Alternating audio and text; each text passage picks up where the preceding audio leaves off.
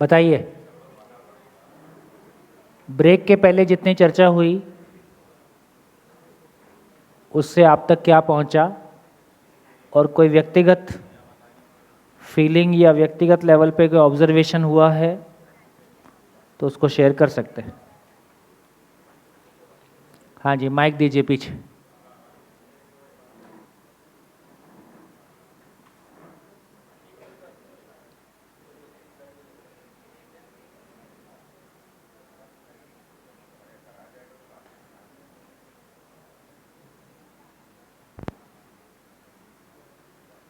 हाँ जी, बोलिए, तब तक माइक आपके पास।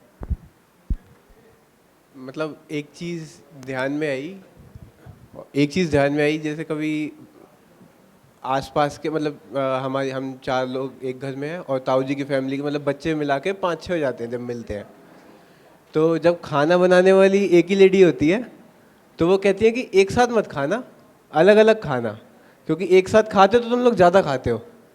तब समझ में नहीं आता था, आज थोड़ा ध्यान गया तो थोड़ा। और एक और चीज़ होती है कि जब टीवी के ध्यान में होते हो तो ज़्यादा खा लेते हो।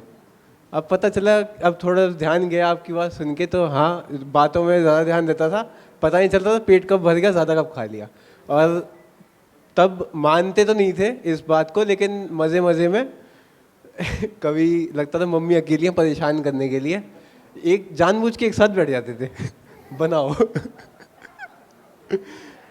एक और क्वेश्चन था, जैसे अंकल ने फ्री फॉल की बात करी, तो जैसे सोते टाइम भी अगर ऐसी ऐसी एक्सेप्टेंस आ गई कि अब शरीर नहीं चला सकता, मतलब ऐसा आ गया कि मैं गिर रहा हूँ।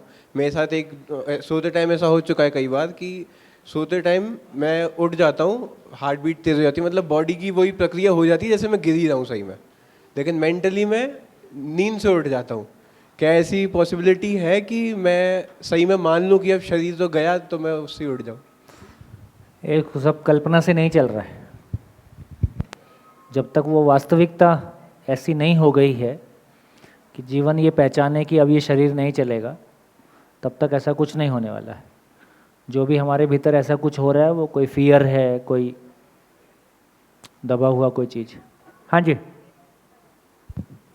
हाँ जी साहब, एक नई चीज़ जो आपने बताई बहुत तर्कपूर्ण लगी मुझे, लॉजिक। वो जो बच्चे का उदाहरण, कोई बड़ा आदमी मरने के बाद में पुनर्जन्म होता है बच्चे के रूप में, तो उसका जो जीवन है वो सिकुड़ जाता है, लेकिन उसकी एक्टिविटी जो है वो बचपन में बहुत बड़ी हुई होती है। उससे लगता है कि वो जो एक्टिव है वो शरीर छोटा होने की वजह से एक्टिविटी उसकी ज़्यादा है। ये बड़ी लॉजिक लेगी ये बात। बहुत बढ़िया। और एक चीज़ और जो मेरे को याद आ गई, मेरे साथ में क्या है कि नई फाइलें तो बंद हो जाती है, पुरानी ओपन हो जाती है कई बार। अब जैसे एक सप्ताह या महीने भर बाद में आपका नाम भूल जाऊंगा, फिर काफ़ी देर याद करने की कोशिश करूंगा तो याद आएगा। अभी अचानक जो ये चल रहा है माहौल, तो इसमें इस सब्जेक्ट से रिलेटेड एक पुरानी फाइल जो 1970 से 80 के बीच की होगी, मेरे साथ में घटी, वो मैं बता रहा हूँ।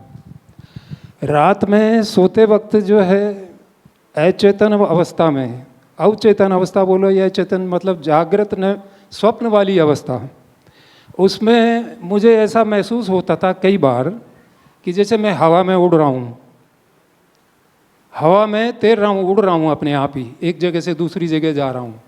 कई बार मेरे साथ में ऐसा हुआ है, वो आज याद आ गया इसलिए मैंने बताया। इसका क्या कारण है अब बताएं।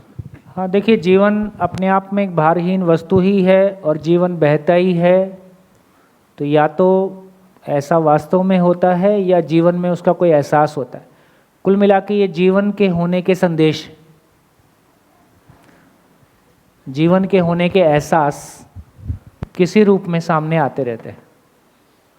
उन एहसास को हम बहुत शिद्दत के साथ फॉलो करते हैं तो वो सच्चाइयाँ भी हमारे सामने आ सकती हैं, नहीं ध्यान देते हैं तो दब जाते हैं। हाँ जी।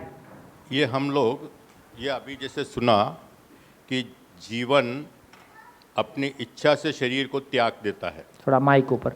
जीवन अपनी इच्छा से शरीर को त्याग देता है, हाँ, इच्छा से का मतलब ऐसा नहीं है। तो इच्छा का मतलब है कि जब तक मानव जागृत नहीं है, मानव के पास इच्छा से शरीर त्यागने का अधिकार नहीं है। जब हम आत्महत्या या शरीर हत्या करते हैं, वो इच्छा पूर्वक नहीं करते हैं, उस समय किसी आवेश में करते हैं।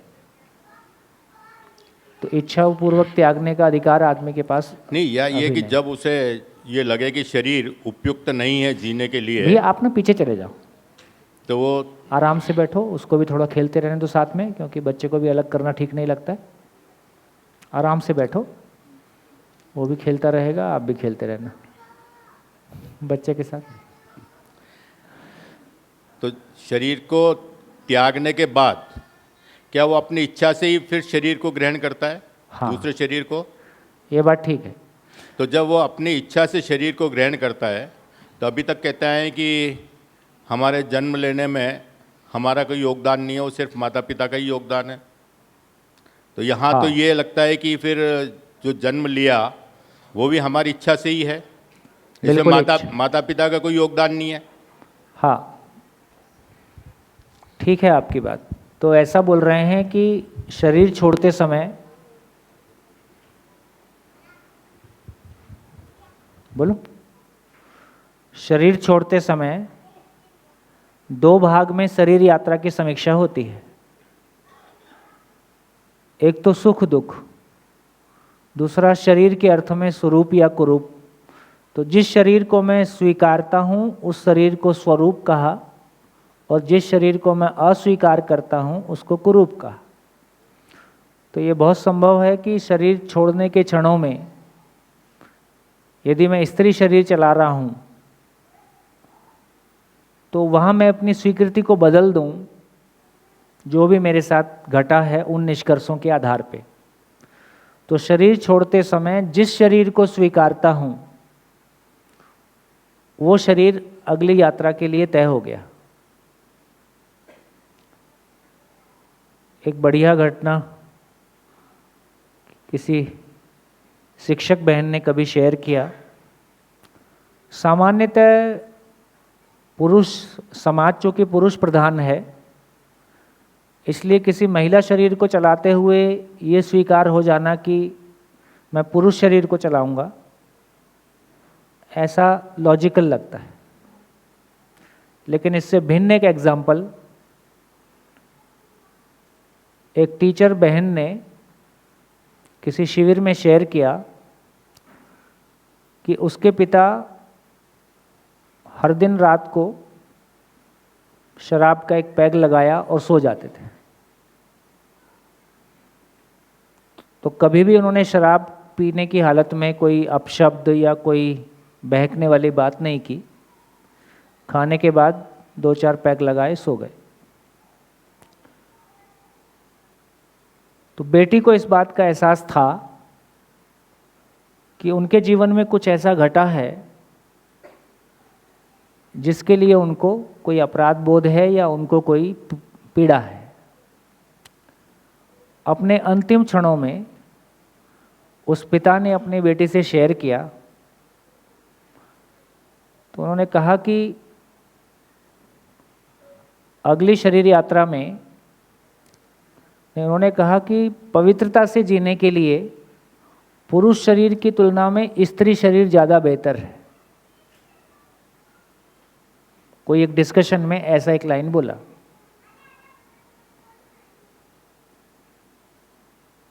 तो यदि ऐसा कोई निष्कर्ष अंतिम समय में आया है, और इस बात की गहराई हम समझ सकते हैं कि पवित्रता से जीने के लिए पुरुष शरीर की तुलना में स्त्री शरीर बेहतर है, इसका मतलब हम समझ सकते हैं। यदि ऐसा कोई निष्कर्ष किसी पुरुष को अंतिम समय में आता है तो बहुत संभव है कि वो स्त्री शरीर को स्वीकार करे, ऐसा संभव है।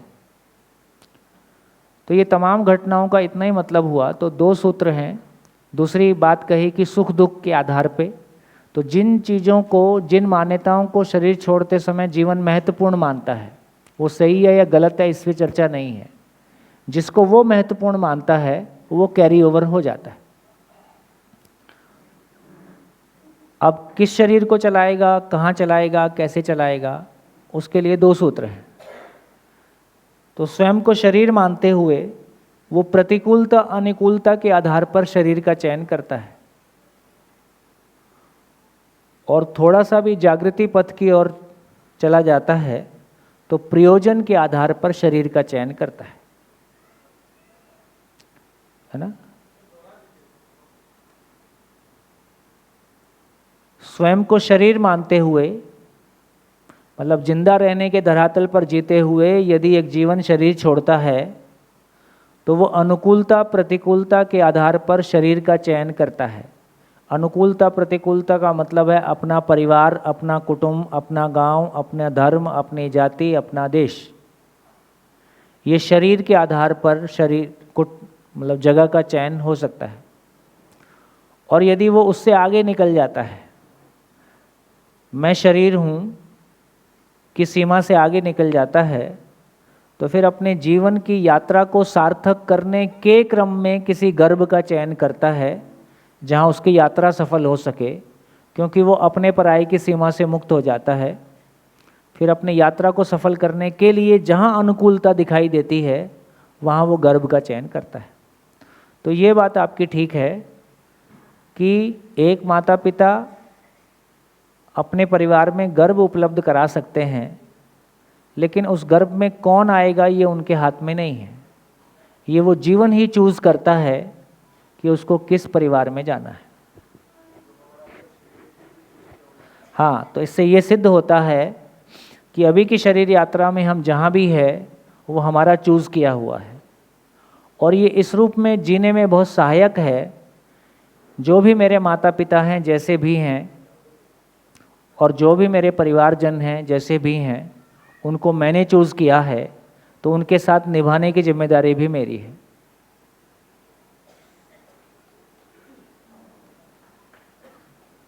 बढ़िया।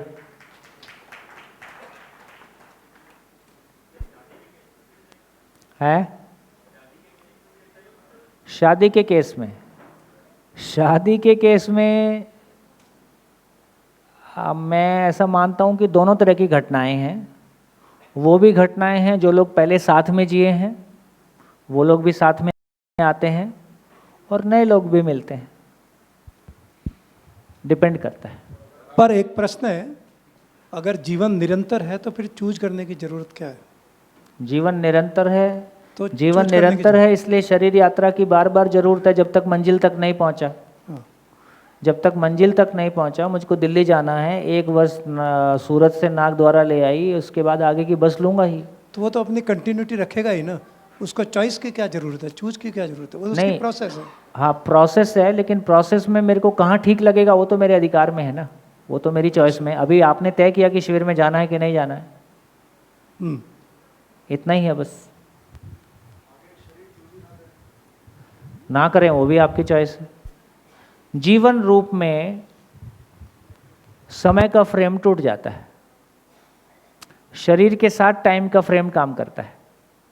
तो जीवन रूप में 2 साल 200 साल कोई खास बात नहीं।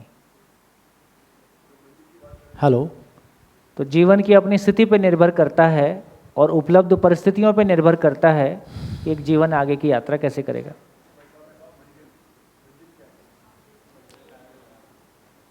मंजिल जागृत होना। हेलो। हेलो। हैं जी? नहीं नहीं, माइक लीजिए। हेलो। हेलो। भैया जी, माइक दीजिए इनको, आता है आपके पास माइक? हाँ जी। एक ऑब्जर्वेशन है। माइक ठीक से पकड़िए, ऐसे ऐसे, हाँ। सॉरी, ये प्रतिकूल सेक्स रेशियो जो है, प्रतिकूल सेक्स रेशो, हाँ, उसका एक कारण ये भी हो सकता है कि जो महिलाएं अपना शरीर त्यागते वक्त ये सोचती है कि हमारे ऊपर बहुत अत्याचार हुआ, इसलिए मेल शरीर स्वीकार करें। उसका एक कारण ये भी हो सकता है। संभावना है, लेकिन यदि पूरे वर्ल्ड की मेल फीमेल रेशो देखेंगे वो लगभग मेंटेन्ड रहता है।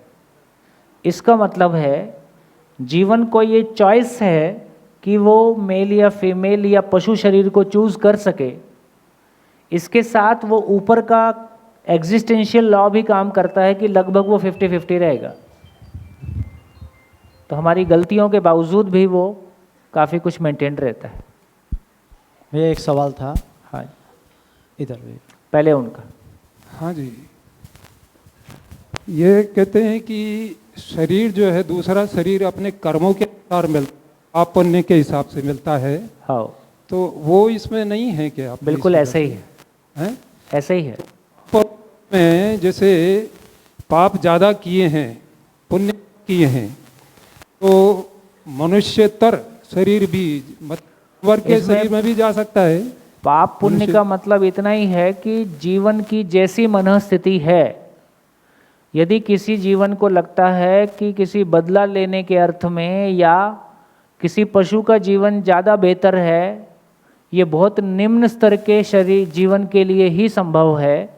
जिस जीवन ने एक बार मानव की परस्परता को और मानव की महिमा को थोड़ा सा भी छू लिया, जैसे इस सभा में बैठे लोगों में से कितने लोग ये चाहेंगे कि अगली शरीर यात्रा में वो पशु शरीर चलाएं? कोई नहीं चाहने वाला है। लेकिन ये इसका मतलब है नहीं चाहने वाला है तो नहीं मिलेगा। तो मानव शरीर के बाद मानव शरीर की ही संभावना मैक्सिमम है, बहुत मिनिमल चांस है, बहुत लोअर लेवल का चांस है, बहुत लोअर लेवल के जीवन के लिए कोई चांस है कि वो पशु शरीर में जाए। लेकिन ये तो प्रभु ने, ईश्वर ने अपने हाथ में रखा है। कर्म करने की स्वतंत्रता तो दी है, लेकिन ईश्वर ने अपने हाथ में रखा है फल देने की स्वतंत्रता। उसको और ईश्वर को भी कल समझेंगे और कर्म को भी परसों समझेंगे, तो हो सकता है और पिक्चर पूरी हो जाएगी। ठीक है, धीरे धीरे चलते हैं। भैया इधर भैया। माइक। एक ही जीवन दो शरीर में प्रवेश कर सकता है? अब ऐसा है कि आपके क्वेश्चनों की दिशा जो है वो कौतूहल की तरफ जा रही है। नहीं, कौतूहल नहीं, उसके तो आगे उसका मैं एक सूत्र क्वेश्चन ये पूछना- है, जीना समझ में आता है तो मरना समझ में आता है, मरना समझ में आता है तो उसके बाद का समझ में आता है। तो पहला क्वालिफिकेशन क्या होगा? जीना समझ में आ जाए। नहीं तो ये किस्से कहानियों का कोई मतलब है नहीं। तो ये क्वेश्चंस बंद कर दीजिए। हाँ जी, माइक ठीक से पकड़िए। जैन धर्म के अनुसार बार बार मनुष्य जन्म नहीं मिलता है, तो क्या ये सही है? देखिए, आप किसी धर्म को बीच में ना लाएं, क्योंकि फिर मेरे को बोलने में संकोच होगा। अच्छा, और एक है ना? आपने कहा था कि परिवार जैसे हम नियम को समझेंगे। मृत्यु के बाद में वो जीव होता है, वो अपनी चॉइस के अनुसार गर्भ में आ सकता है। हाँ, तो चॉइस अपनी ही रहती है, अपनी मनस्थिति के अनुसार चॉइस रहती है। जिंदा रहने के धरातल पर अनुकूलता प्रतिकूलता चॉइस होती है, और जिंदा रहने के धरातल को क्रॉस करने के साथ ही, है ना, प्रयोजन, जीवन लक्ष्य, जागृति के आधार पर चॉइस रहती है। तो वो वापस उसी परिवार में भी आ सकता है? आ सकता है, बिल्कुल आ सकता थैंक है, बिल्कुल आ सकता है। हाँ जी, हेलो जी सर। सर एक सवाल था। मैंने इन सारी चर्चाओं के बाद ये नहीं बोलोगे कि हाँ जीवन शरीर में इतनी चर्चा हुई और मैंने किस आधार पर कैसे महसूस किया कि दोनों अलग अलग हैं। किस्से कहानियों में बहुत मज़ा आता है। हाँ जी। जी सर, सवाल ये था कि क्या ऐसा पॉसिबल है कि एक जीवन किसी दूसरे जीवन के लिए एक पर्टिकुलर इंक्लिनेशन फील करे, मतलब एक जुड़ाव फील करे? जैसे एक सॉन्ग भी है, तेरा मुझसे पहले का नाता कोई यूं ही नहीं दिल लुभा था कोई, है ना? तो ये इसको हम, जिनको दुख पाना है वो ऐसे ही सोचते हैं। ओके, नहीं नहीं सर, ये तो मैंने इसलिए थोड़ा सा एक चीज़ बोली कि इसको पोएटिक सेंस में ना लेते हुए मैं किसी फादर के लिए, नाता है ही है, सारी मानव जाति से मानव का नाता है जी। अब वो नहीं नाता आपका, आप किसी एक के पीछे ही पड़े रहते हो। ओके, ठीक है। तो मतलब सर आपके कहने का अर्थ ऐसा है कि मुझे मेरे पिता को उतना ही प्यार करना चाहिए जितना मैं दुनिया के किसी भी पिता की उम्र के व्यक्ति को करता हूँ?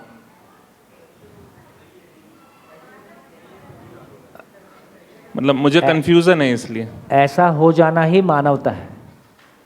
और जब तक अभी तो जैसे आपने नहीं कर पाए उसका नाम जीव चेतना है। ओके, मतलब हम ये मान के जिए अभी जीव चेतना में है। हाँ। इसलिए ये चीज चलेगी अभी। बिल्कुल। सर नमस्कार। सर मेरा क्वेश्चन ये है कि क्या इच्छा मृत्यु का किसी को वरदान मिलता है? जैसे महाभारत में भीष्म पितामह थे। जान दो भाई, आप नहीं समझोगे, आप लोग को समझना नहीं है, किससे कहानी में टाइम पास करना है। नहीं तो सर ये मतलब किस्सा कहानी है क्या? महाभारत में यार, महाभारत में फिर वो शुरू में बात हुई थी, तो आप महाभारत काल में थे, मैं था, नहीं सर लेकिन आपने देखा, मैंने देखा, नहीं सर मेरी ये क्या मालूम क्या कहा गया और क्या हुआ। अपने जीने की बात करो। ठीक है सर। मैं एक घटना आप सभी भाई बहनों बड़ों के साथ में शेयर करना चाहता हूं, जो मुझे कब का आ रहा था। मैंने एक बार मेरे एक दोस्त को ब्लड दिया, तो जब मैं ब्लड वो थैली भर गई उसको देख ही रहा था, तो उस समय मुझे अचानक से शायद उसको बेहोशी कहो या कुछ भी कहो, मेरी आंखों की रोशनी एकदम जैसे लाइट चली जाती है ना, तो अंधेरा हो जाता है, इस तरह का मेरे को महसूस हुआ। और मुझे ये महसूस हुआ कि मतलब इस तरह की मेरे को फीलिंग हुई कि मैं उसको बता नहीं सकता। बहुत जैसे जो दिमाग पे हमेशा अपन बोझा रखते हैं वो मेरा उतर गया कुछ समय के लिए।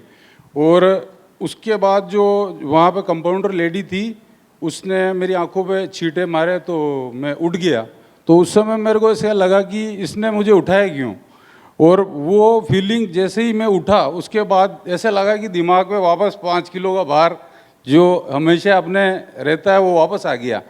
तो वो जो फीलिंग है वो उसको शायद यहाँ आया, तो मेरे को लगता है कि आपने जैसे बताते हो निरंतर सुख, तो वो जो फीलिंग है उसको मैं उसके बाद कभी मैंने महसूस नहीं कर पाया। और यहाँ आने के बाद मुझे लगता है कि वापस मैं उसको हासिल करूँगा। और बहुत बढ़िया। देखिए जिंदगी में ना कभी कभी वो खिड़की खुलती है और एक खुली हवा का झोंका आता है। ये बहुत सारे लोगों के साथ ऐसा कुछ कुछ होता है। तो इस सारे का ये मतलब है कि ज़िंदगी में ऐसी व्यवस्था है कि मानव को जागृत होना है, मानव को इवॉल्व होना है, उसको अपनी पूर्णता को पाना है, अधूरेपन से मुक्ति होना है। तो कोई एक व्यवस्था ऐसी है जो कभी एक खिड़की को खोल देती है और वहाँ से खुली हवा का झोंका आ जाता है। फिर उस झोंके को हम कभी भूलते नहीं हैं, फिर उसको फॉलो करते करते आगे की यात्रा हम ऐसा कर पाते हैं। क्योंकि ऐसा माहौल नहीं है, माहौल इतना ही है कि कोई एक खिड़की खुले और उसमें से नोट ही नोट आए, है ना, या वो तेरे सामने वाली खिड़की में, है ना। तो अपने को या तो चांद के टुकड़े की तलाश है या पैसे की तलाश है। इसलिए ज़िंदगी में कुछ अच्छी अनुभूतियों से हम गुजरते हैं, उसको वैसा इम्पोर्टेंस नहीं दे पाते हैं या उसको समझ नहीं पाते हैं ताकि उसका जो मतलब था ज़िंदगी में उसको खोल पाएं। बढ़िया जी, हाँ बेटा। मुझे इन सब से जो भी अभी 4-5 दिन में चल रहा है उससे एक चीज़ तो समझ में आ गई थी कि भाव और विचार पे काम करना है ताकि दुख दूर हो जाए, मतलब मैं सुखी रहूं। पर आज एक बहुत अच्छा, मतलब एक इससे बड़ा ऑब्जेक्टिव मिला है, क्योंकि मुझे तो अभी खुद ही को पहचानना है, मेरे को पता ही नहीं है मैं कौन हूँ। तो मुझे पहचानने के लिए भाव और विचार का कांस्टेंट होना इसलिए ज़रूरी हो जाता है क्योंकि जहाँ पे भी अभी बिगड़ रहे हैं वो सारे ज़िंदा रहने के तरीक़ों पे बिगड़ रहे हैं। मतलब किसी ने कुछ बोल दिया तो वो सारा शरीर से रिलेटेड हो गया, तो उसमें ना तो कुछ ग्रोथ मिल रही है और ना ही खुद से खुद की कोई पहचान का रास्ता दिख रहा है। तो अभी एक बात तो क्लियर है, पहले सिर्फ इतना था कि सुख को प्राप्त करने के लिए, अभी वो सुख मतलब खुद को प्राप्त करने के लिए आई थिंक भाव और विचार का कांस्टेंट होना ज़रूरी है। बहुत बढ़िया। और एक क्वेश्चन है इसमें कि जैसे एनेस्थेशिया देते हैं, जैसे मैंने किसी भी सिचुएशन में लिया, ठीक है, तो मैं 1, 2, 3 पे चली गई और जैसे ही वो उसका असर ख़त्म हुआ मैं वापस आ गई, तो मस्तिष्क शून्य हो गया और जीवन ने वो सब देखा। जीवन कहाँ गया तब? हाँ बैठो। देखो जो दोनों बातों पे आते हैं, पहले दूसरी बात कर लेते हैं कि एक तो मैं अभी स्वयं को शरीर मानता हूँ, स्वयं को शरीर मानता हूँ, ब्रेन डिस्कनेक्ट हो गया तो मैं डिस्कनेक्ट हो गया। मैं हूँ लेकिन मेरे व्यक्त होने का साधन ही चुप हो गया और मैं स्वयं को शरीर मानता हूँ। यदि एक जागृत जीवन को एनेस्थेसिया होगा तो वो हो सकता है उस एनेस्थीसिया का भी दृष्टा रहेगा, है ना, वो हो सकता है, और मतलब जैसा हम अभी हमारी स्थिति रहती है उसकी स्थिति वैसी नहीं रहेगी। एक बात। दूसरी जो बात आपने पहली बारी में बोली वो जीने के अर्थ में ज़्यादा इम्पॉर्टेंट है। तो देखो एक बार फिर से सभी को कहना चाहता हूँ और ध्यानपूर्वक हम सभी सुन सकें कि ये समस्या से मुक्त होना, दुखों से मुक्त होना, ये हमारा कोई कार्यक्रम नहीं है।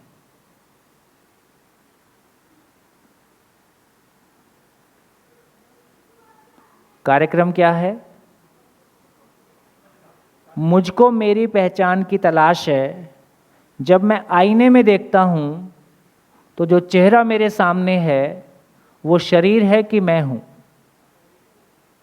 तो अब पता चला कि ये चेहरा मैं नहीं हूँ, ये सेल्फी शरीर की है, ये सेल्फी नहीं है।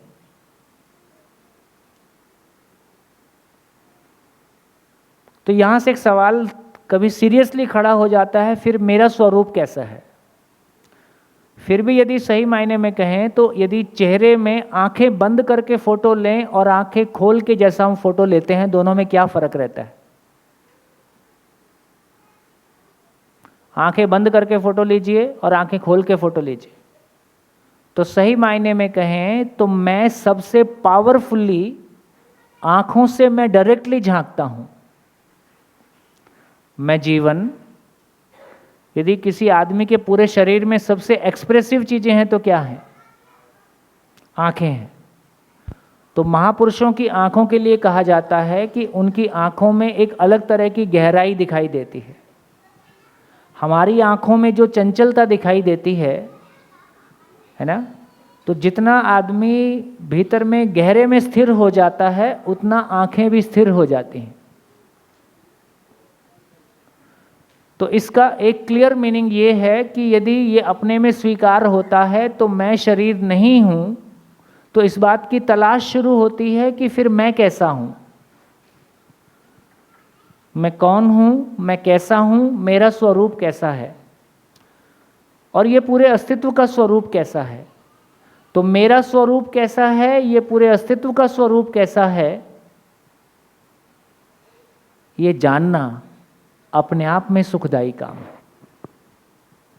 ये जानने के क्रम में सारी समस्याएं और सारे दुख मात्र इस बात की सूचना है कि जैसा चल रहा है ये सच्चाई नहीं है। जहां तुम सुख की तलाश कर रहे हो वहां सुख नहीं है। बढ़िया सूत्र है, जिसमें सुख की निरंतरता नहीं है उसी में सुख पाने का प्रयास ही बंधन है। जिसमें सुख की निरंतरता नहीं है उसी में सुख पाने का प्रयास ही बंधन है। जिसका सुख, दूसरा सूत्र,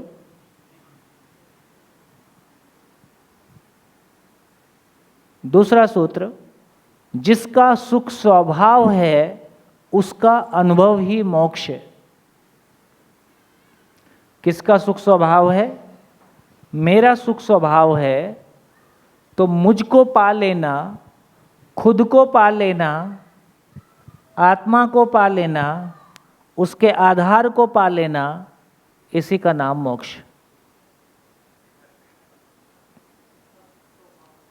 है। जिसका सुख स्वभाव है, स्वभाव, उसका अनुभव ही मोक्ष। मोक्ष मतलब दुख से मुक्ति, भ्रम से मुक्ति, समाधान से युक्ति, विश्राम। है स्वभाव का मतलब स्वीकृत भाव, निरंतरता।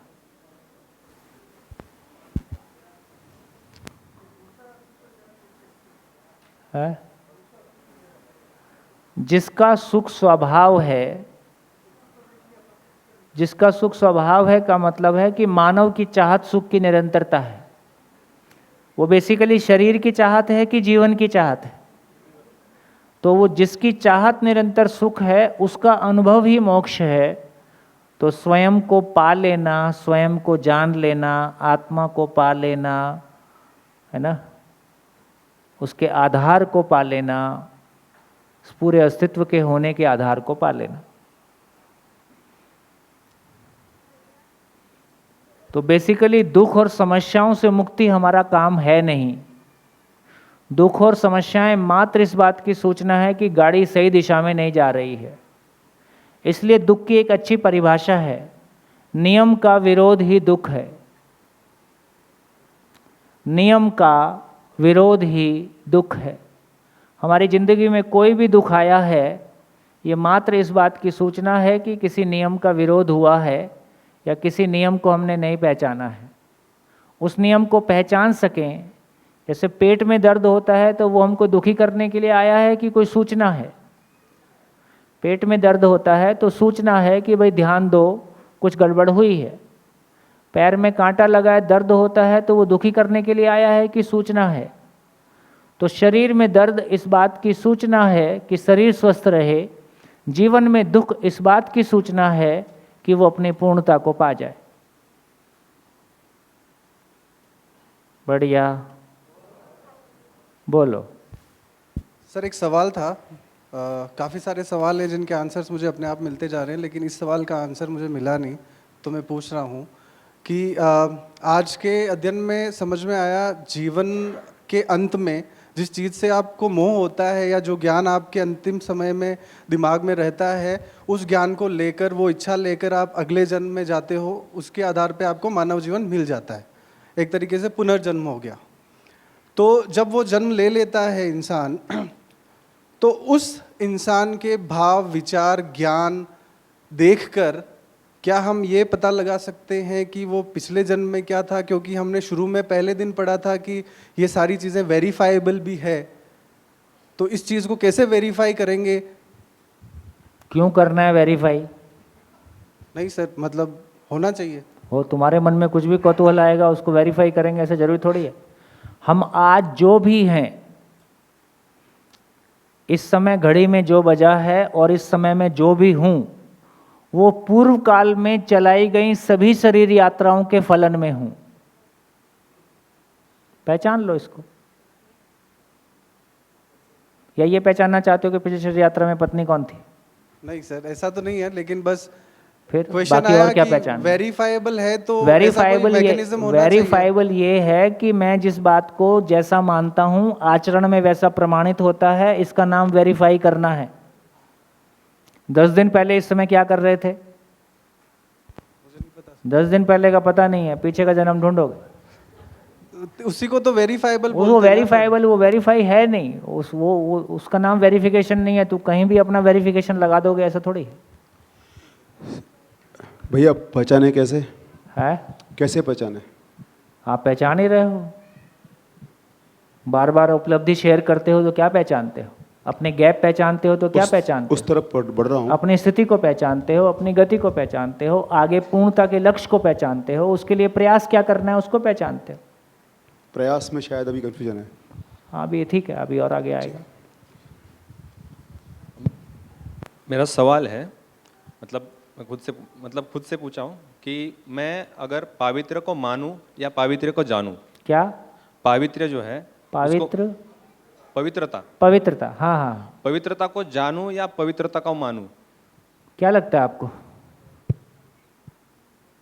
मैं कंफ्यूज हूँ, इसलिए आपसे पूछ रहा हूँ। कंफ्यूज नहीं हो, वेरीफाई करवा रहे हो। जानने से ही होगा, मानने से पवित्रता आती नहीं है। तो जानने का जो तर्क है वो क्या हो सकता है? उसके पैरामीटर्स क्या हो सकते हैं? अगले 2-3 दिन में चलते समझे। एक अनुभव शेयर करना चाहता हूँ, हाँ, मेरा अपना, और आप इसमें मेरी मदद करें समझने में कि ये क्या है। क्योंकि ये तलाश मेरी पिछले 40 वर्षों से है, 50 वर्षों से। ये अनुभव मेरा करीब 13 वर्ष की उम्र का होगा, 12-13 वर्ष की उम्र का। और मैं बीमार पड़ा था करीब 27-28 दिनों के लिए, लगातार बुखार था मुझे।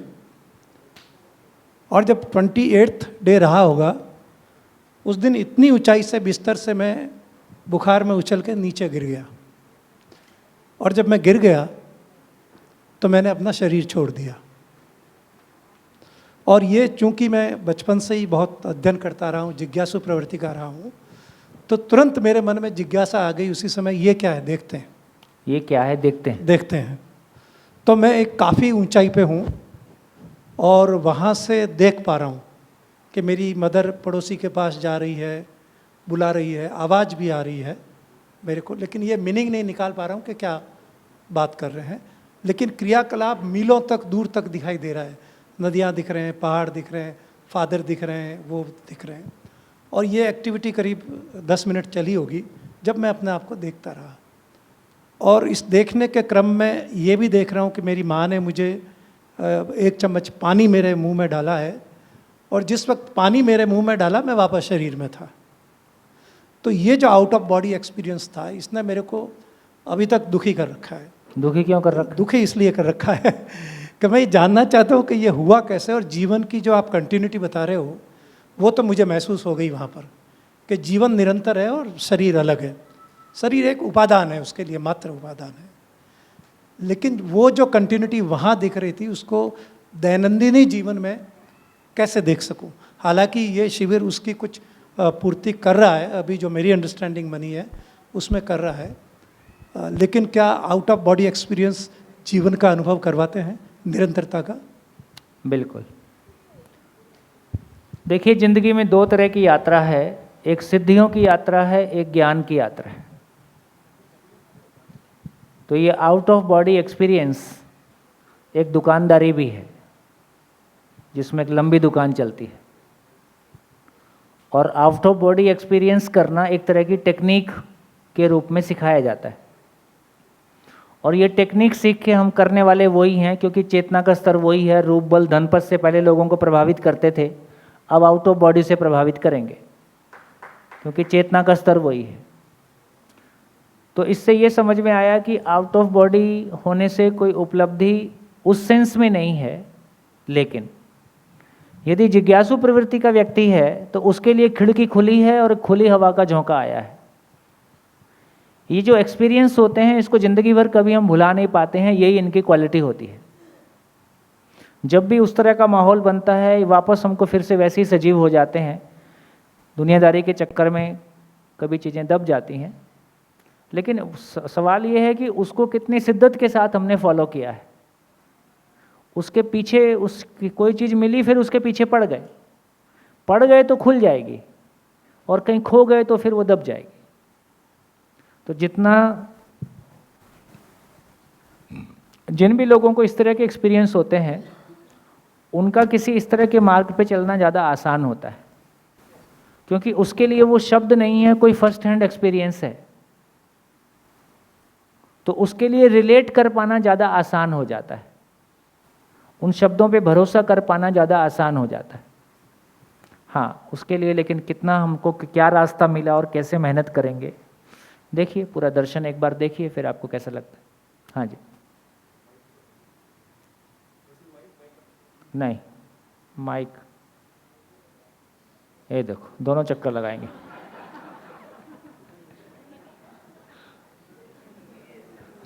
समय का पहिया घूम गया। भाई साहब, 2-3 छोटे छोटे क्वेश्चंस हैं। पुंज शरीर में जो परमाणु है, पुंज शरीर में जो परमाणु है, पुंज शरीर में परमाणु नहीं है।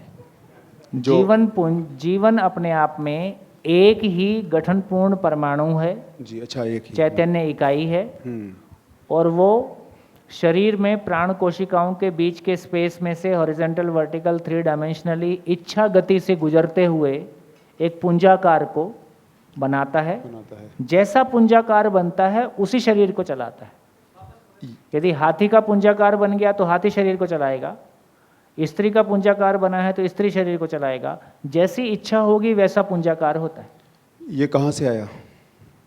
कौन? जीवन परमाणु कहाँ से? जी, कल चर्चा करें। दूसरा, जीवन कहाँ से आया? तो जीवन परमाणु, जीवन पंच एक कहाँ से आया? ये मोक्ष के बाद क्या? इसको भी अभी छोड़ दो, कल बात करेंगे तो और विस्तार से बात करें। अभी बोलूँगा तो कुछ शब्दों में ही बोलूँगा। सोम भैया, पहले बात तो धन्यवाद कि भैया कहने का वो दिया कि अच्छा लग रहा है, सहजता से सब कुछ समझ में आ रहा है। 55 वर्ष की यात्रा करते हुए कई सारी चीज़ें, बैगेज तो आए थे लेकिन अब सुलझ रहे हैं। जैसा कि मस्तिष्क में विचार आते हैं, अब समझ में आ गया कि वो एक हार्ड कॉपी है, उसमें सॉफ्टवेयर जीवन है। इसी तरह से ये जो कुछ शब्द हैं, मैं निवेदन करना चाहूँगा कि एक ही साथ अगर एट ए ग्लांस से सामने आ जाएंगे मन, बुद्धि, चित्त, तो समझ में आसान हो जाएगा। तो जब भी परसों आएंगे। जी जी जी बिल्कुल, कि ये चित्त क्या है, सब आएंगे परसों, पूरा दिन इसी पे चर्चा करेंगे। Thank you. नमस्ते सर। जीवन में प्रतिकूलता और अनुकूलता किस प्रकार संबंधित है? देखिए, मैं यदि आपके क्वेश्चन को समझ पा रहा हूँ तो आप ये कह रहे हैं कि एक आदमी की ज़िंदगी में जिस तरह की घटनाएं आती हैं उसका क्या नियम है। तो इसके लिए मेरे को लगता है कि एक बात तो हमको ये स्वीकार होती है कि ये अस्तित्व हमारी वर्तमान समझ से ज़्यादा इंटेलिजेंट है।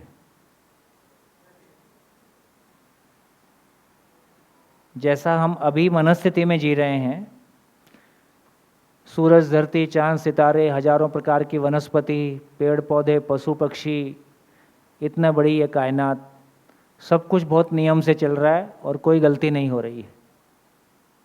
इसका मतलब है कि एक आदमी की ज़िंदगी में जो घटनाक्रम आया है, वो घटनाक्रम में आप शामिल हैं कि नहीं शामिल हैं। जैसे आपने शिविर में आने का निर्णय लिया, ये एक घटनाक्रम। आप नहीं लेते हो तो ये एक घटनाक्रम। नहीं लेते तो इन 7 दिनों में कुछ और कर रहे होते।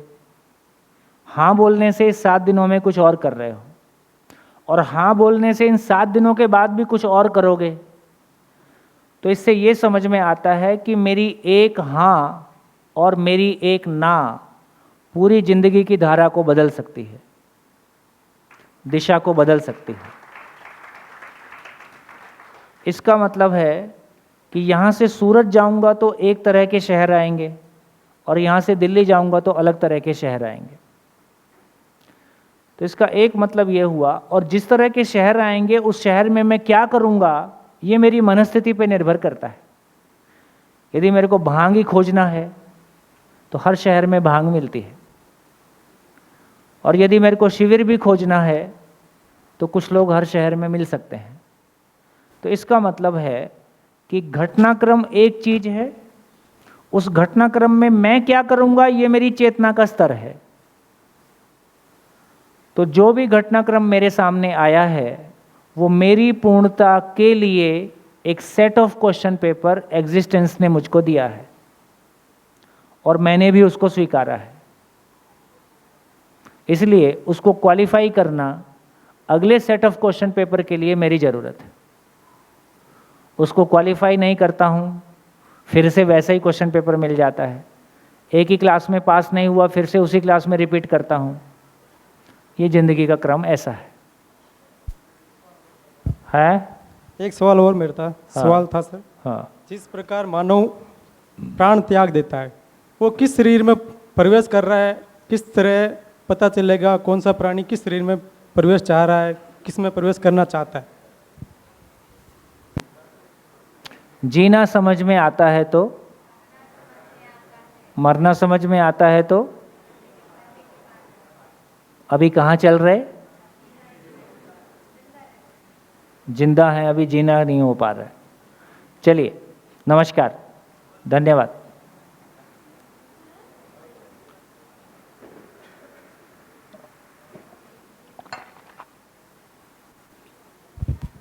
हेलो जी।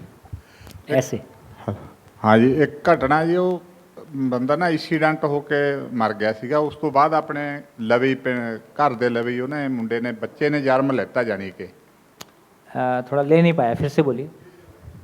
ਇੱਕ ਬੱਚੇ ਨੇ ਜਨਮ ਲੈਤਾ ਜੀ ਸਾਡੇ ਪਰਿਵਾਰ ਦੇ ਕੋਲੇ ਮਕਾਨ ਦੇ। हाँ हाँ। ਉਹ ਜਨਮ ਲੈਣ ਤੋਂ ਬਾਅਦ ਜਦੋਂ ਥੋੜਾ ਜਿਹਾ ਵੱਡਾ ਹੋਇਆ ਉਹ ਕਹਿੰਦਾ ਵੀ ਮੈਂ ਐਕਸੀਡੈਂਟ ਹੋ ਕੇ ਮਰਿਆ ਪਿਆ। ਉਹ ਜਿੱਥੇ ਉਹਨੇ ਪਿੰਡ ਦੱਸਿਆ ਉਹ 8 ਕਿਲੋਮੀਟਰ ਦੂਰ ਸੀ। पूर्व जन्म के बाद हाँ, ਉਹ ਫਿਰ ਉੱਥੇ ਉਹਨੂੰ ਲੈ ਕੇ ਗਏ। ਲੈ ਕੇ ਜਾਣ ਨਾਲ ਤਾਂ ਉਹਨੇ ਸਾਰਾ ਕੁਝ ਦੱਸਿਆ, ਉਹਨਾਂ ਨੇ ਸਵੀਕਾਰ ਕਰਿਆ ਵੀ ਉਹ ਬਿਲਕੁਲ ਠੀਕ ਹੈ। ਉਹ ਆਉਣਾ ਜਾਣਾ ਵੀ ਹੈਗਾ ਉਹਨਾਂ ਦਾ, ਵੀ ਉਹ ਕੀ ਕਾਰਨ ਸੀ, ਕਾਹਤੋਂ? पूर्व जन्म की स्मृतियां, मैं पंजाबी समझता हूं,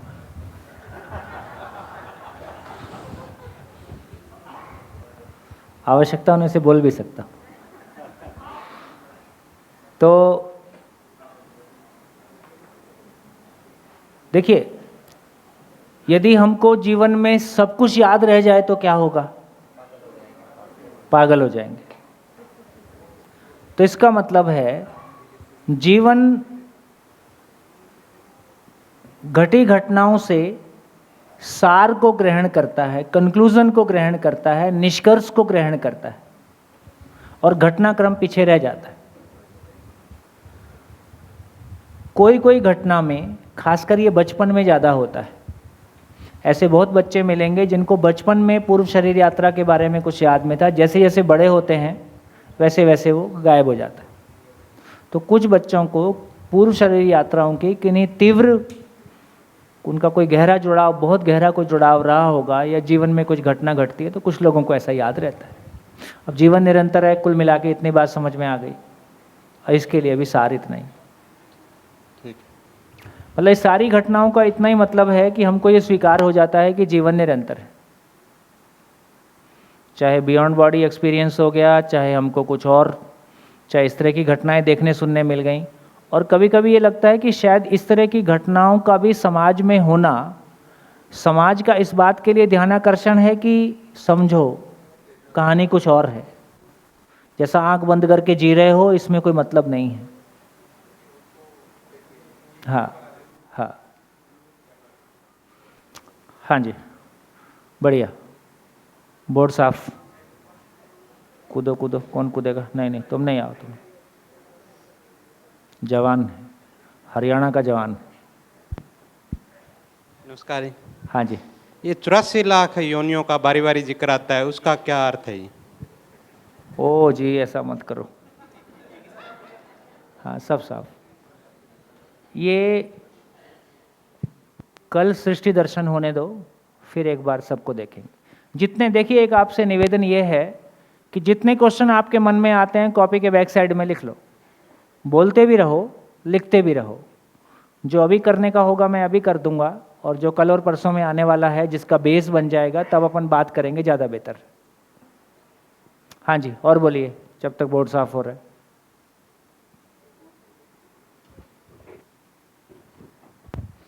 जैसे अभी दीदी ने एनेस्थीसिया से रिलेटेड क्वेश्चन पूछा था, तो ऐसा भी हो सकता है कि जो जागृत व्यक्ति है वो नींद में भी आसपास कौन आ रहा है कौन जा रहा है उसको पता चलता रहेगा। और एक और क्वेश्चन कि जैसे नागराज बाबा का अनुसंधान हुआ, तो क्या ऐसी कोई पॉसिबिलिटी है कि उनको पिछले जन्म, मतलब इससे पिछली शरीर यात्रा में अनुसंधान हुआ होगा और उन्हें फिर से अपनी मर्जी से? चलो, इस सब से क्या फ़र्क पड़ता है? हाँ,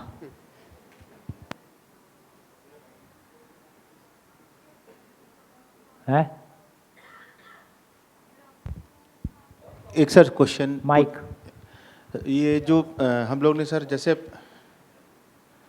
जो पढ़ा है कई बुक्स में भी, और कि जो जैसे जो सेंट्स होते थे पुराने योगी लोग, वो एक ही बार में उनकी बॉडी 2 जगह प्रेजेंट हो जाती थी। अभी एक बार की है, उससे निपट लेते हैं। एक बार की है, उसको सार्थक कर नहीं पा रहे जी। 2 जगह जाके भूतिया काम करेंगे, और क्या करेंगे? नहीं, बट पॉसिबल है, जाने दो। अच्छा, देखिए, ये सब से ना हमारा खुद का अधिकार कम होता जाता है। जितना हम चमत्कारों पे चर्चा करते हैं, जितना हम सिद्धियों पे चर्चा करते हैं, उतना हमारा जिंदगी को पाने का अधिकार कम होता जाता है।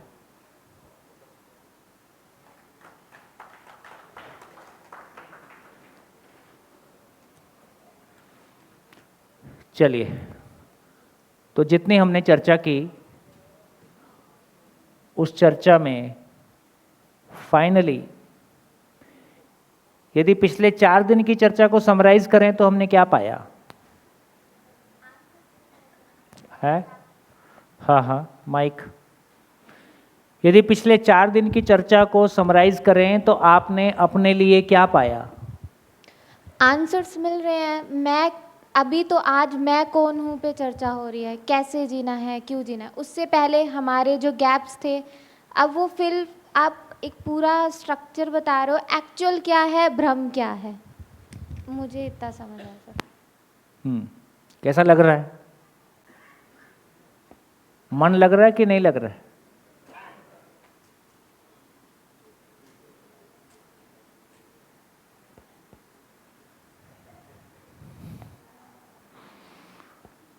जब मन लग जाता है ना शिविर में, तो 9वें दिन सुबह उठ के ढूंढते हैं आज कहाँ जाऊं।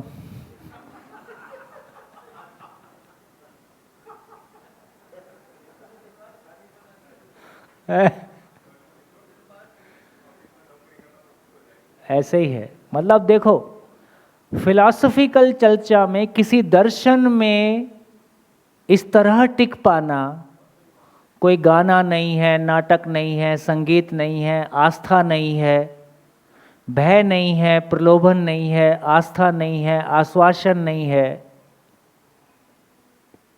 उसके बावजूद भी आदमी टिक पाता है।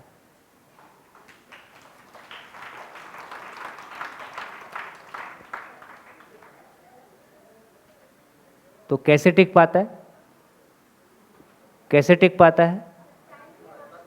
इसका मतलब है कि मानव मूलतः ज्ञान परंपरा है। मानव ज्ञान अवस्था की इकाई है, ज्ञान ही उसका मूल भोजन है। बात बिल्कुल ठीक है। तो मानव की मूलभूत आवश्यकता क्या है? रोटी, कपड़ा और मकान। मानव की मूलभूत आवश्यकता क्या है? रोटी, कपड़ा और मकान।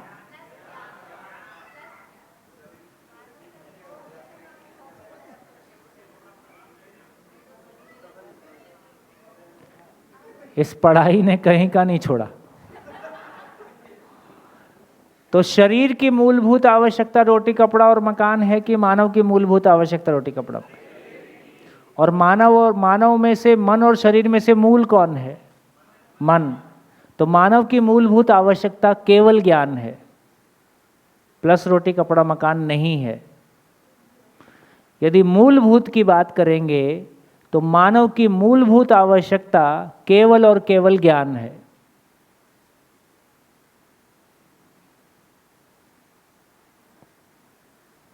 सारी पढ़ाई कहाँ से आ रही है?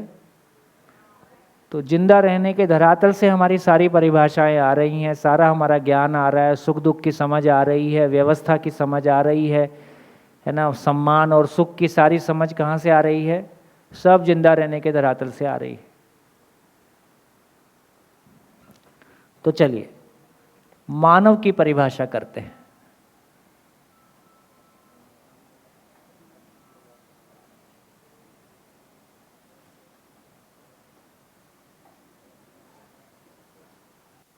मानव की परिभाषा।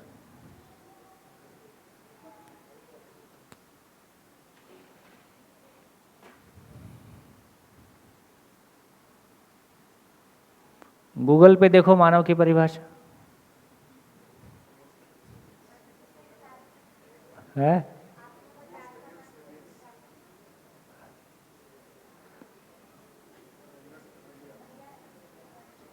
क्या हो गया?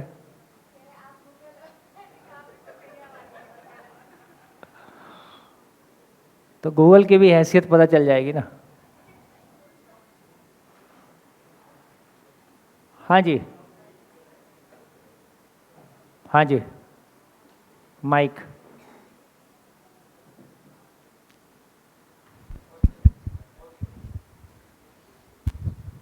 मानव में समझने की क्षमता है, जिसमें समझने की क्षमता है वही मानव है, मेरे हिसाब से सर, मुझे ऐसा लगता है।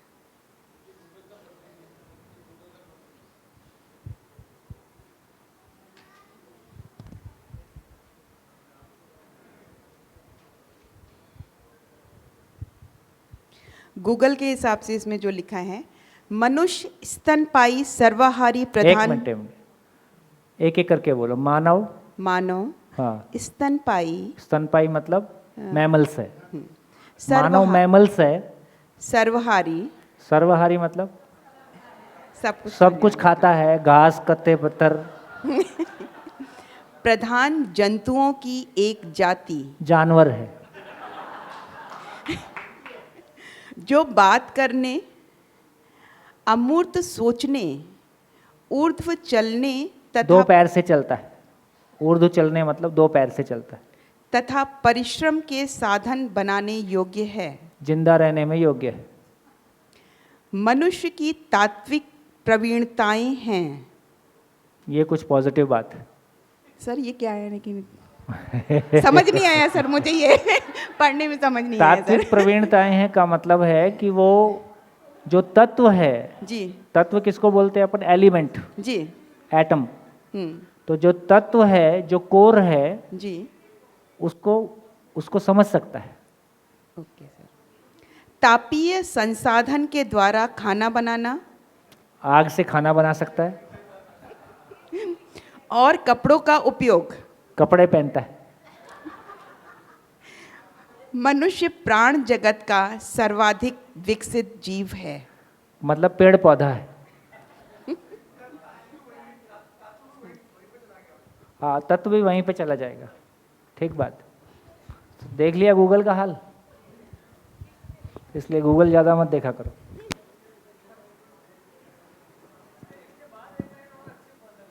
अच्छा,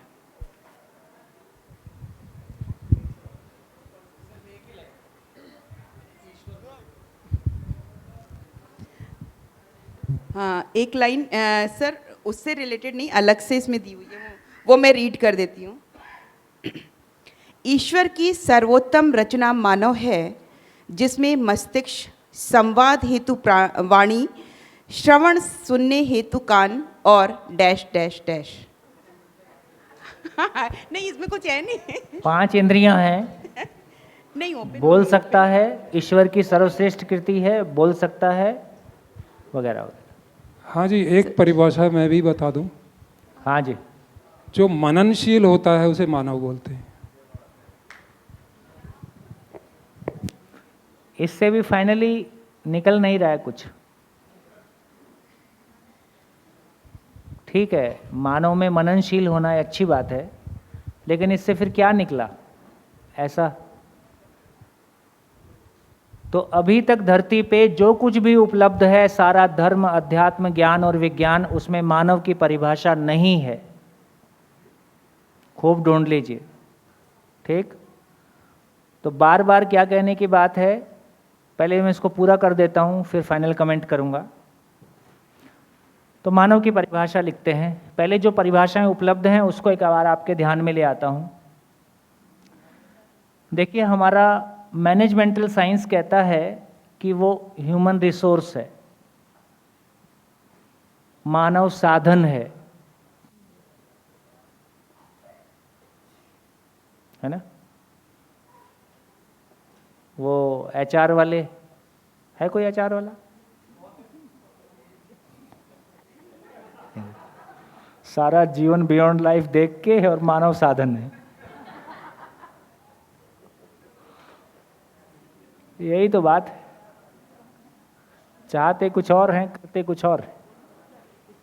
हाँ जी, तो मैनेजमेंटल साइंस ये कहता है कि मानव संसाधन है, मानव साधन है।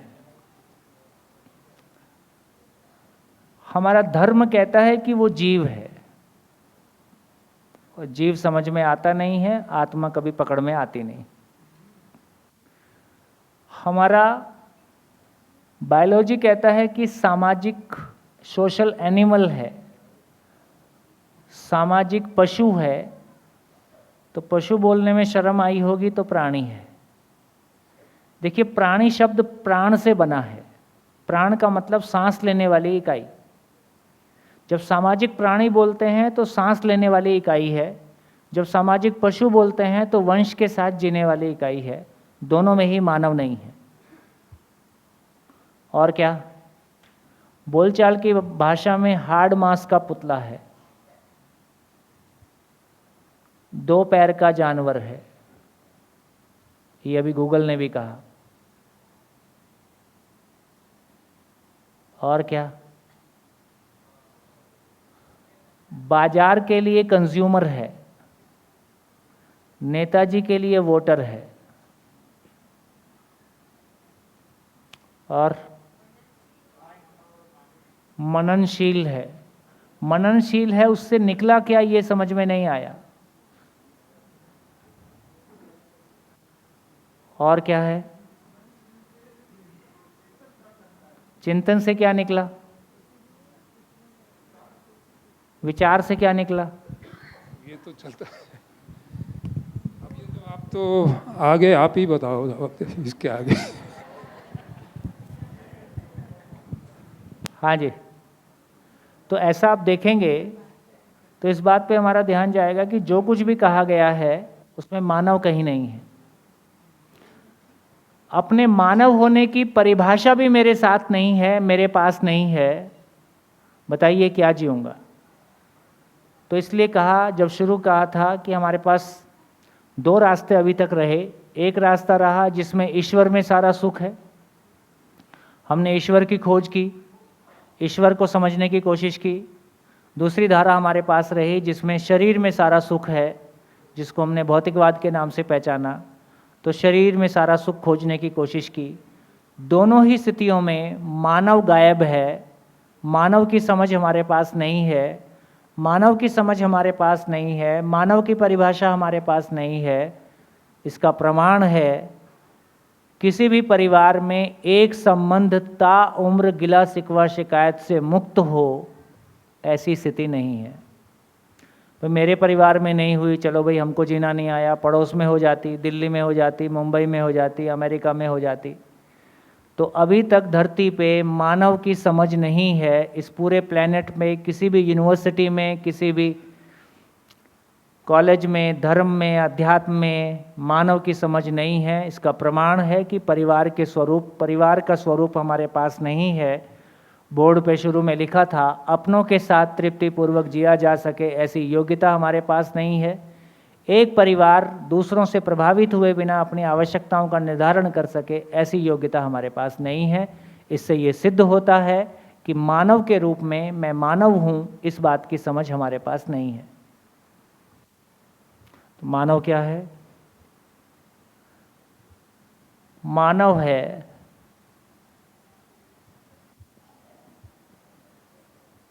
मनाकार को साकार करने वाला।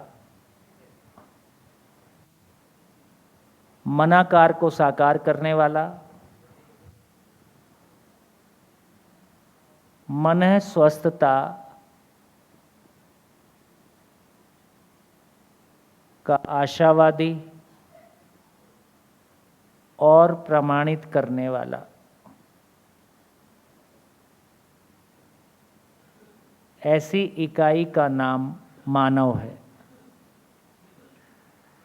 क्या मतलब? लिख लीजिए, फिर बात करते हैं।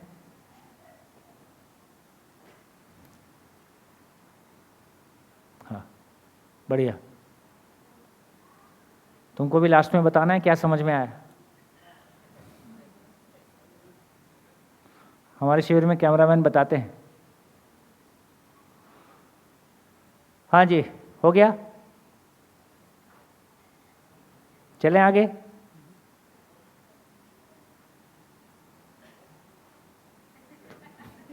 तो ध्यानस्थ एकदम गहरे ध्यान में रहते। ठीक चल रहा है शिविर? शिविर ठीक चल रहा है? शिविर ठीक चल रहा है?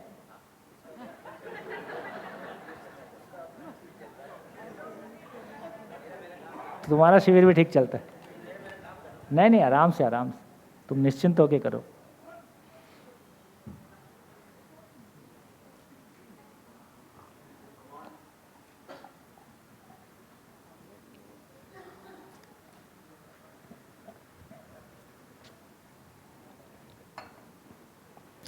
हाँ जी, चलिए बात करते हैं।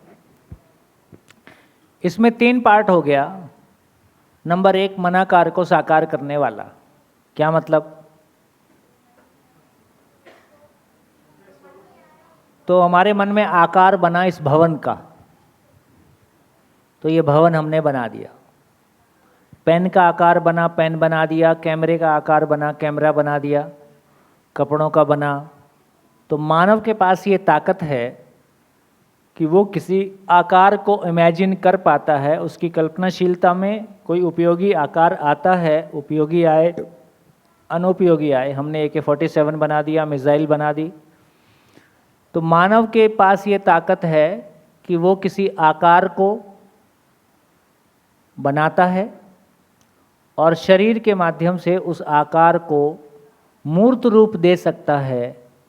ये ताकत केवल और केवल मानव के पास है, इसके अलावा किसी और पशु के पास ये ताकत नहीं है। चिड़िया का घोंसला और सारे घोंसले ये वंश विधि से बन रहा है। उसने इतने हजार साल बाद भी उसमें कोई चेंज नहीं किया है। 1 BHK 2 BHK। हम और कुछ नहीं करें तो बेड इधर से उठा के इधर कर देते हैं, पर्दे बदल देते हैं। बदलना तो और भी बहुत कुछ चाहते हैं।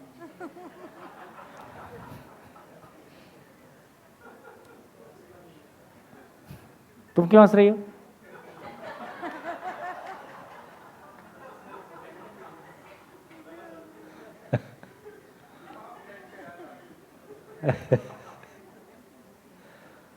कोई कोई बच्चों को ये भी लगता होगा यार ये माँ बाप ठीक नहीं है, इनको भी बदल दें तो ठीक ही।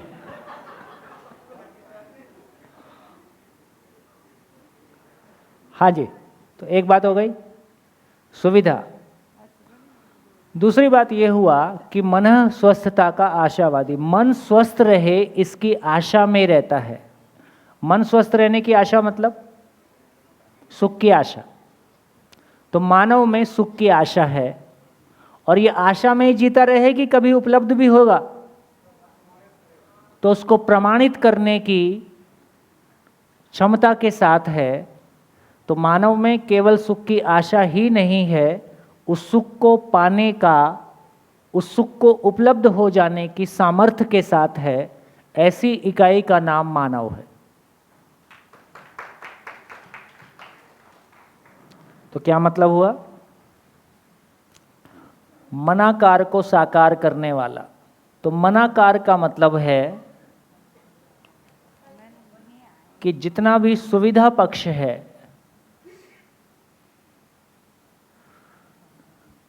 धरती पे सारी सुविधाएं कितने प्रकार की होंगी? कितने प्रकार की सुविधाएं उपलब्ध होंगी पूरी धरती पे? तो धरती पे जितनी सुविधा उपलब्ध हैं वो मात्र 6 प्रकार की हैं। एक है कि एक प्रकार का आहार है। दूसरी एक सुविधा है जिसका नाम आवास है। तीसरी एक सुविधा है जिसका नाम अलंकार है। चौथी एक सुविधा है जिसको बोल रहे हैं दूरगमन, एक दूरदर्शन और दूर श्रवण। दुनिया में जितने भी उपयोगी साधन है वो इस 3 चीज़ों में 6 कैटेगरीज में आते हैं। दुनिया का सारा उपयोगी साधन। आप लिखने के चक्कर में समझने का काम मत छोड़ देना। YouTube में पर्याप्त माल है, जब चाहे देख सकते हैं। सारा दर्शन नेट पे रखा हुआ है और सब कॉपी लेफ्ट है।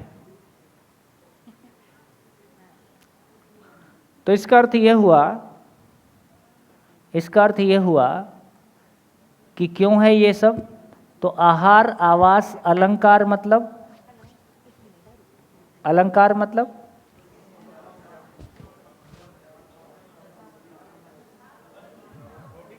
मानव इतना कुरूप है कि उसको सजने की जरूरत पड़ती है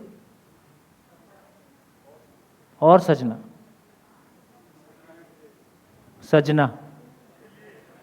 तो कुछ और होता है?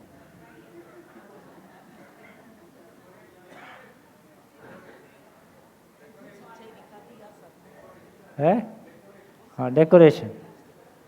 कितना अच्छा बताया।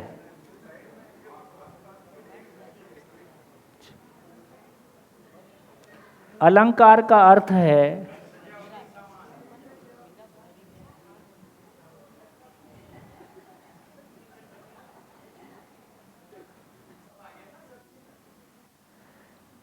देखिए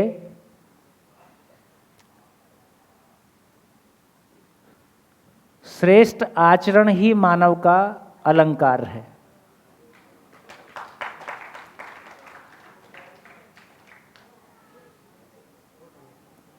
एक आदमी शकल सूरत से सुंदर है और सुंदरता भी बहुत रिलेटिव चीज है। एक ही व्यक्ति किसी उम्र में आपको बहुत सुंदर लगता है शादी के पहले, शादी के बाद वो सुंदरता कहाँ चली जाती है, फिर कहीं और दिखने लगती है। इसका मतलब है कि सुंदरता तो एक मनस्थिति के साथ है, तो वो सुंदरता नहीं है, उस सुंदरता की बात नहीं कर रहे हैं। आहार आवास अलंकार का मतलब है शरीर को जिंदा बनाए रखने के लिए आवश्यक साधन, और अलंकार का मतलब है शरीर के तापमान को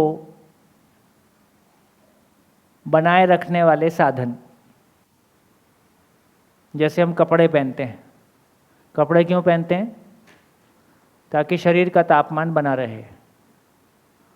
और जो ज्वेलरी वगैरह का यूज़ है ये बेसिकली हेल्थ के लिए किसी धातु का टच है या एक्यूप्रेशर एक्यूपंक्चर टाइप चीज़ें रहीं।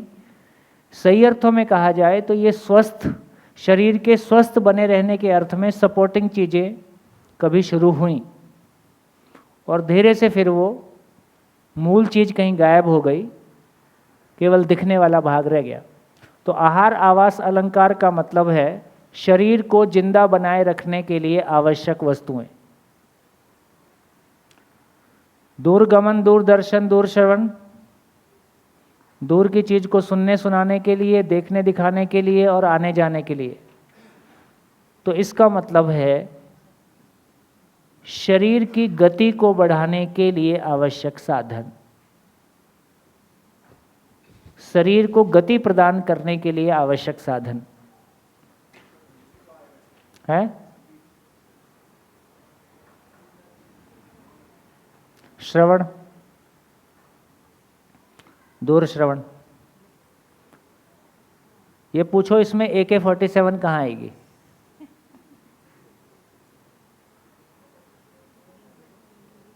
टैंक कहाँ आएगा? युद्ध कहाँ आएगा? तो इसका मतलब है कि मानव के जिंदा रहने के लिए ये सामान आवश्यक नहीं है। हमको जीना नहीं आया इसलिए ये सब हमने इकट्ठा किया। तो क्या निकला? पूरी धरती के सारे साधन, पूरी धरती का सारा धन, उसकी कुल औकात या उसका कुल पर्पस क्या निकला? शरीर को जिंदा बनाए रखने के लिए साधन की उपयोगिता है, शरीर को गति प्रदान करने के लिए साधन की उपयोगिता है।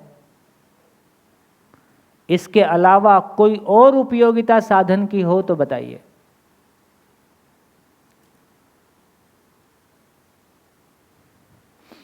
सारा धरती का सारा पैसा, सारे संसाधन,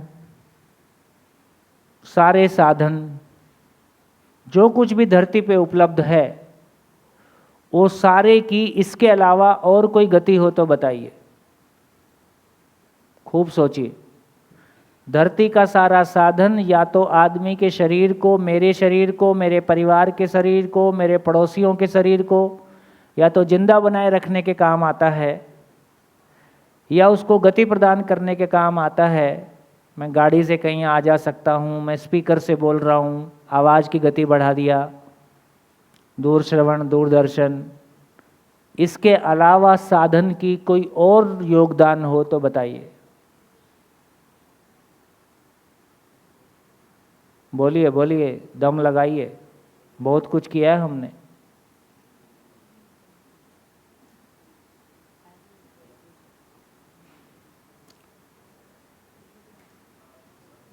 हाँ, माइक।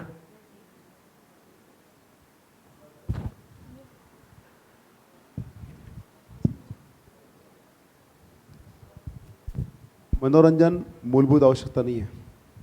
मनोरंजन मानसिक बेरोजगारी है।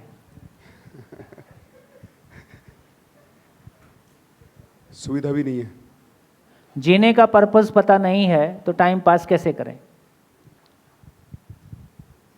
इतनी कीमती जिंदगी, वो 60 के बाद पता चलेगा क्या किया था। 60 होने दो, सारा मनोरंजन याद आएगा। इतनी कीमती जिंदगी, इतना कीमती समय जो निकल गया वो लौट के वापस आएगा नहीं, और आने वाला वक्त पूछेगा कि इतने समय क्या किया था।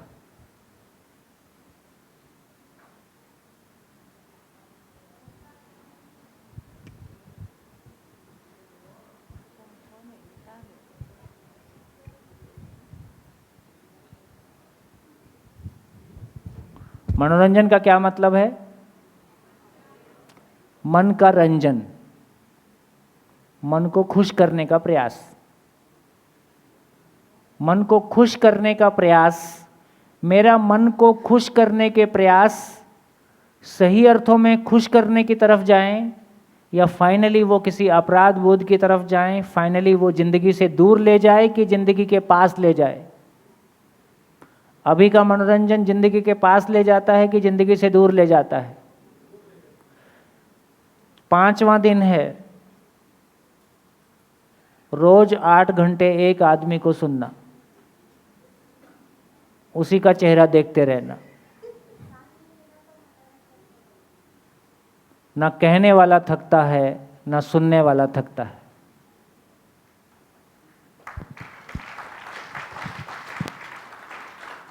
मनोरंजन है कि नहीं है? मनोरंजन है कि नहीं है? हाँ जी साहब, एक तो छूट गया इसमें मानव होने का है।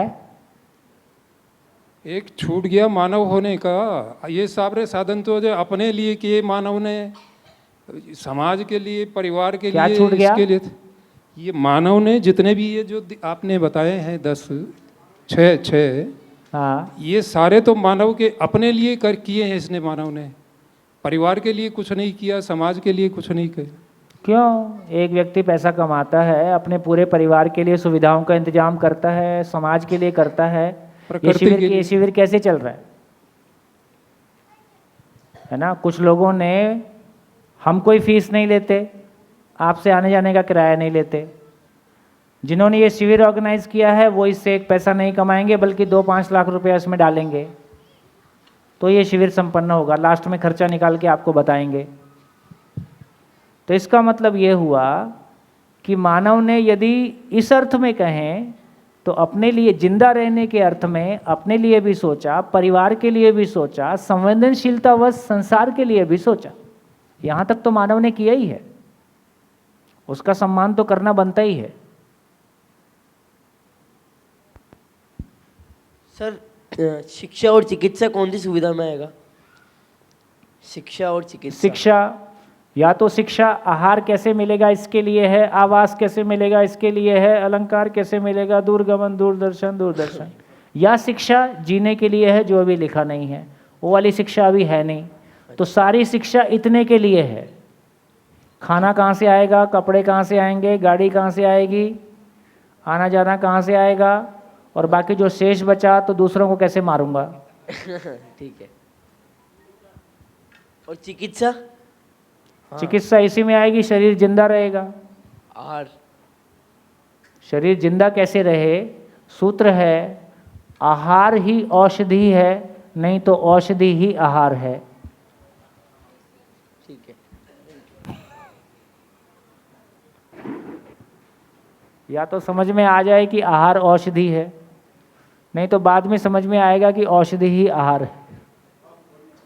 है।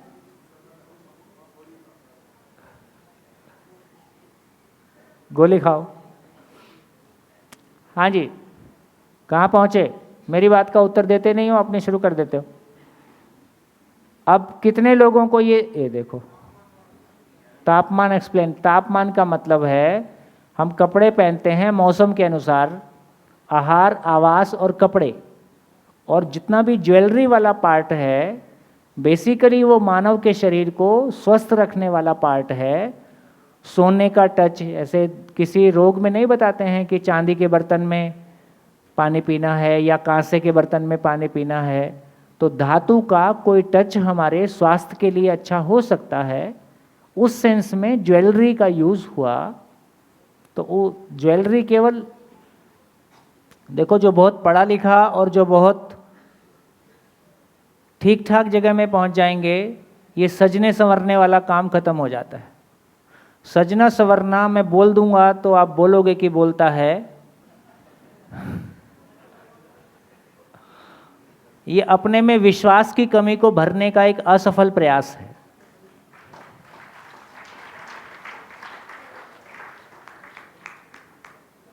अपना कॉन्फिडेंस लेवल कम पड़ता है तो ऐसे तो कोई पहचानेगा नहीं। अंगूठी से पहचान ले, कपड़े से पहचान ले, डायमंड से पहचान ले, गोल्ड से पहचान ले।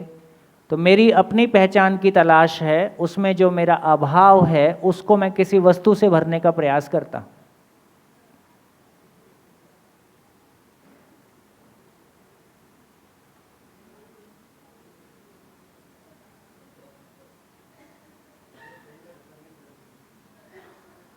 कैसा लगा है? हमारा निरर्थकता में जीने वाले दबाव ज़्यादा हैं, काम की बात कम कर रहे हैं।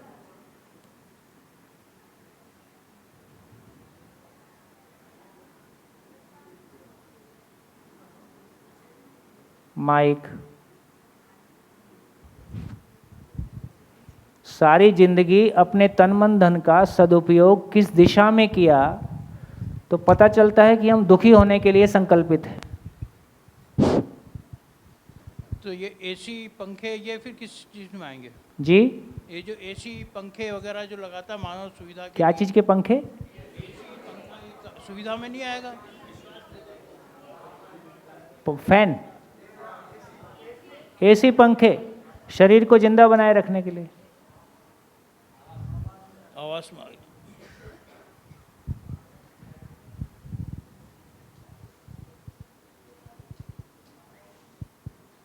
लिपस्टिक किस में आएगी?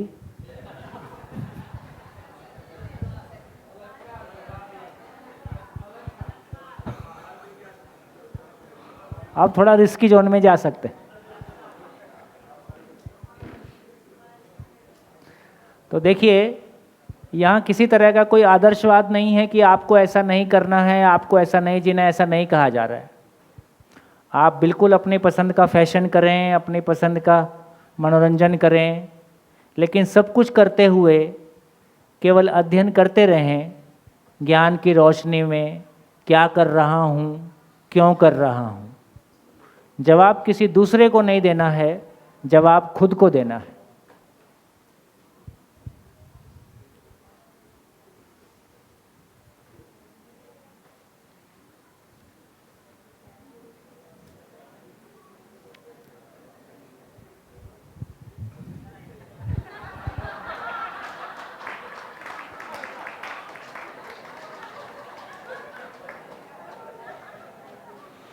ऐसे आते हैं जैसे बिल्कुल दबे पांव आके गोली मार देंगे।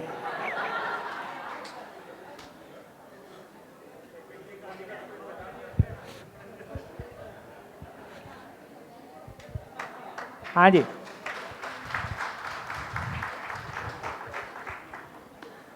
हाँ जी, निष्कर्ष पे पहुंच के उठें। फिर से बोलता हूं, देखो, एक एक चीज़ अपनी जगह में आ जाए ना तो जूता पैर में ही अच्छा लगता है। हर चीज़ अपनी जगह में आ जाए तो हम आराम में आ जाएंगे। वो एक चुटकुला है ना, वो रिबॉक का जूता पहली बार खरीदा था और पासपोर्ट साइज फ़ोटो खिंचाना था। बोले कुछ भी कर, फोटो जूते का आना चाहिए। अब कैमरे वाला बोला, साहब पासपोर्ट का मतलब इतना फ़ोटो होता है।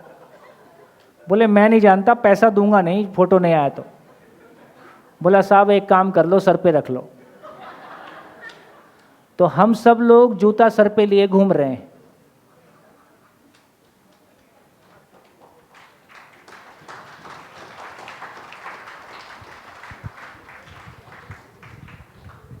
रिबॉक का है। मतलब जूते का ब्रांड पता है, अपना ब्रांड नहीं पता है। सृष्टि की सर्वश्रेष्ठ इकाई, और उसकी हालत यह है कि वो जूते से सुशोभित है।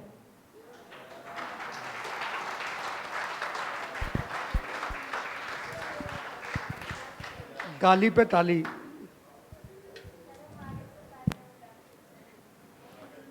है ना? तो मेरे को लगता है कि बहुत सारा बोझा हमने जबरदस्ती अपने ऊपर डाला है। तो अब इस चर्चा से ये क्लैरिटी हमारी बन गई कि धरती का सारा संसाधन, इसका यह मतलब नहीं है कि मैं अपने ऊपर कोई दबाव महसूस करूंगा। इसका इतना ही मतलब है कि नेचर में ऐसा है, अब मैं इस पे सोचना शुरू करूंगा। धीरे धीरे जब कोई बड़ी चीज़ हाथ आती है, अनावश्यक अपने आप गिर जाता है, तो किसी चीज़ को छोड़ने की आवश्यकता नहीं है, अपने आप पर कोई बदलने का दबाव लाने की आवश्यकता नहीं है।